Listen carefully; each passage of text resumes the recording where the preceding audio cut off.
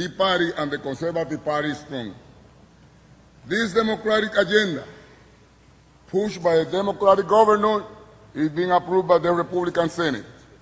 Senator Dean Skelos, the Republican senators, and the Republican Party are allowing a Democratic governor to divide the Republican Party and the Conservative Party by telling Michael Long, we just don't care for your opinion or your stand. It is a fact, ladies and gentlemen, and we all know that same-sex marriage has been rejected by the majority of Americans when given the opportunity to vote for it.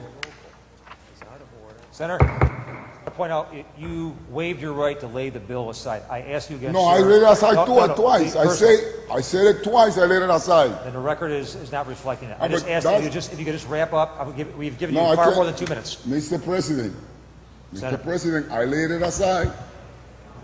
Twice I said, laid it aside. Twice I said it. If you try to take my right to speak on that bill, then you say so. But I laid it aside twice, and I said twice, laid it aside.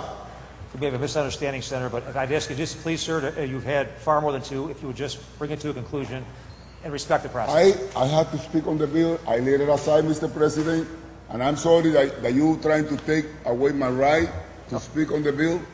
I think that the people in the state of New York should listen to what I have to say.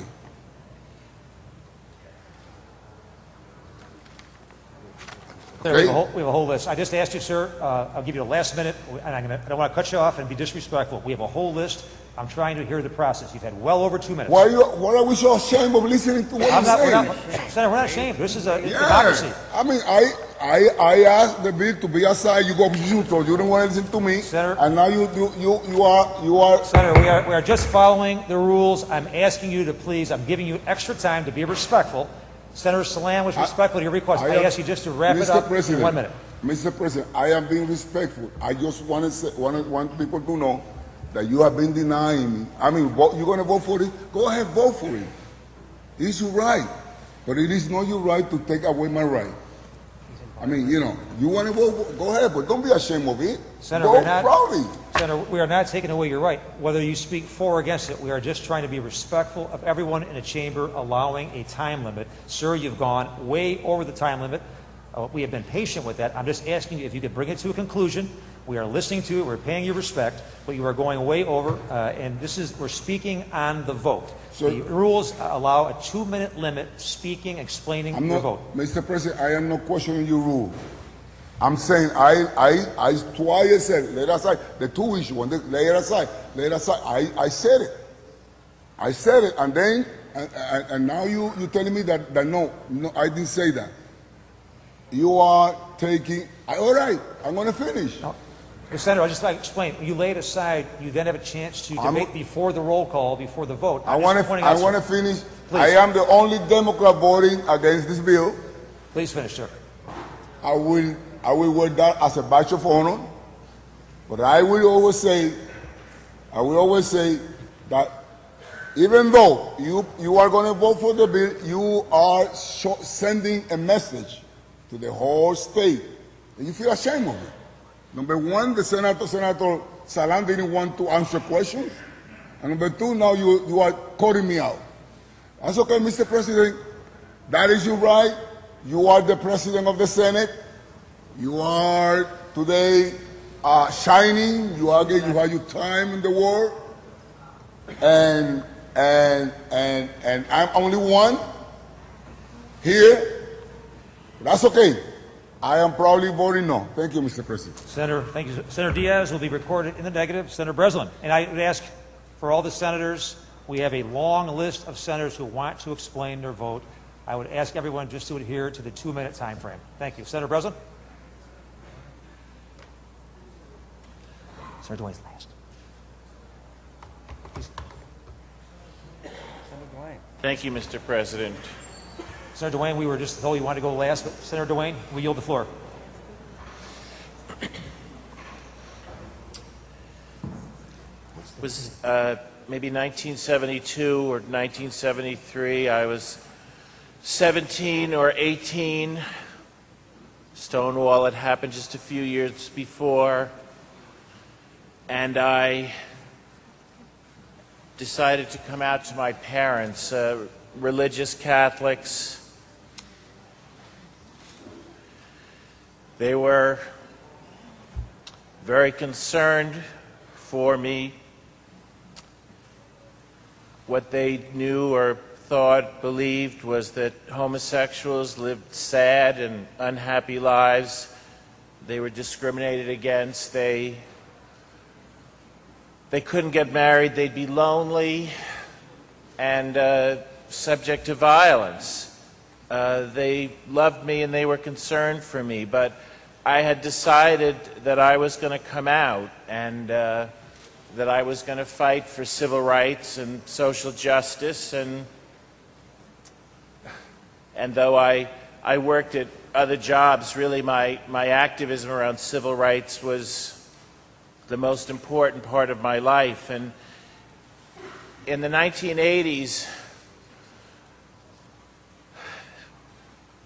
when people in my community, in my neighborhood, and in other communities and other neighborhoods started to die of AIDS, if the surviving partner's name wasn't on the lease, they got evicted.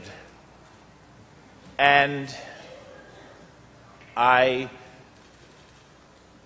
remember going to legal organizations and saying, we need help. And they said, oh, no, families will never be recognized. And I said, but they're getting evicted anyway, so what do we have to lose? And the cases went up to the state's highest court, and that's how we got the Braschi decision, which was the first time that non-traditional families, as we call them, same-sex families, were recognized in New York State. And you know, I ran for the city council in 1991. I was already openly gay. I didn't want to. I couldn't go back.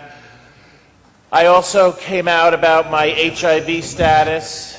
I did that again when I ran here in 1999, and I will always be grateful to people who allow me to represent them, knowing that civil rights and LGBT rights are part of what I am here to fight for.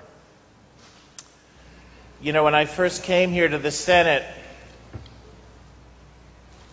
domestic partner benefits weren't offered. But you know what? I made the case for domestic partner benefits, and then they were provided to senators and Senate employees.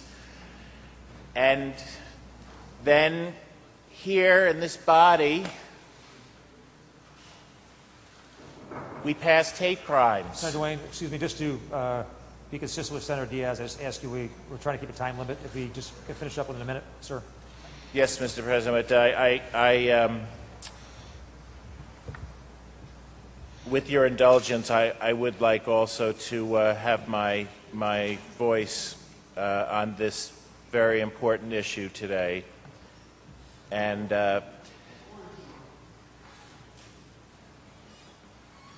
anyway, Republicans, Democrats alike, we passed hate crimes legislation and said that violence would not be tolerated in our state. And then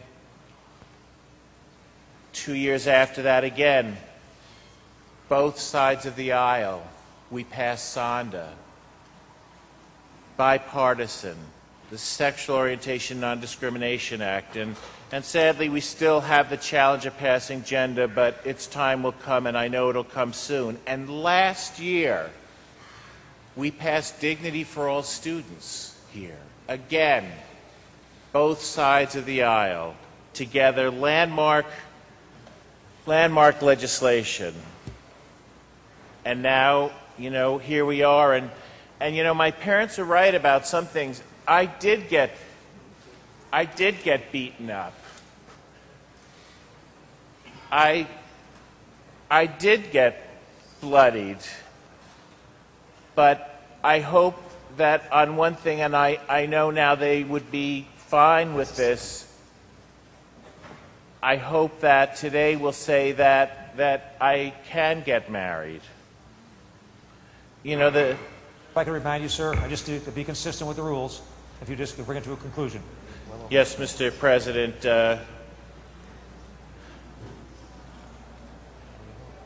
I want to thank Governor Cuomo.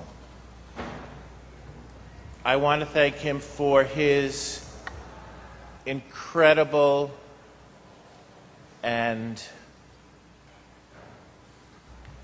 just truthful and strong leadership on this issue. And I want to thank Senator Skelos. And, I'm one of the 29 over here, and I want to thank Senator Sampson. And I want to thank the activists and the straight supporters. And most of all, I want to thank my family, and I want to thank Louis.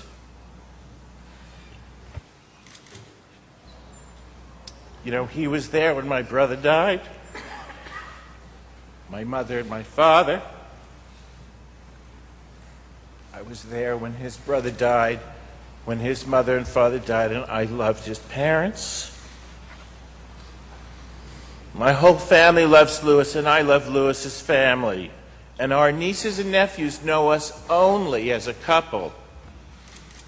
And we are like married to them, but of course we're not yet. But the exact same love, the same commitment.